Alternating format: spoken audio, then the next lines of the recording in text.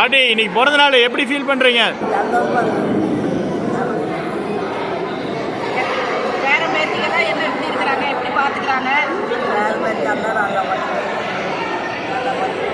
First பையனுடைய first பேரன் நான் தான். இப்போ எங்களோட அப்பாவோட கூட பிறந்தவங்க மொத்தம் 13 பேர். அன்னைக்கு அந்த மொத்தம் 13 பேர். அதில் ஃபஸ்ட்டு பையன் எங்கள் அப்பா. இப்போ எங்களோட ஃபேமிலியில் இத்தனை பேர் ஒன்றா சேர்ந்து அன்னைக்கு அந்த கூட 100வது பிறந்தநாள் செலிப்ரேட் பண்ணணும்னு ஒரு பிளான் பண்ணோம். அது இன்றைக்கி சிறப்பாக நடத்திட்டு இருக்கிறோம். எல்லோரும் வந்து ஒன்றா சேர்றதே எங்களுக்கு ரொம்ப சந்தோஷமான விஷயம். மேக்ஸிமம் நாங்கள் வந்து காசு பணம் அதெல்லாம் பெருசாக பார்த்துக்கிட்டு இல்லை. சொந்த பந்தம் எல்லாம் ஒன்றா இருக்கணும்னு ஆசைப்படுறோம். அதே மாதிரி தான் இன்றைக்கி நிகழ்வு நடந்திருக்குது. நாங்களாம் வீட்டுக்கு ஒரு விருந்தாளி வந்தாங்கனாலே ரொம்ப சந்தோஷப்படக்கூடிய ஆட்கள்.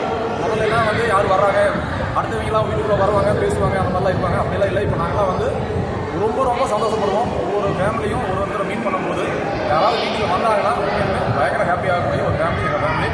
அம்மா 100 வயசு கொண்டாடுதுன்னா ரொம்ப சந்தோஷமாக இருக்குது. ரொம்ப கஷ்டப்பட்டு அம்மா கஷ்டம் யாருமே படுத்துக்க மாட்டாங்க.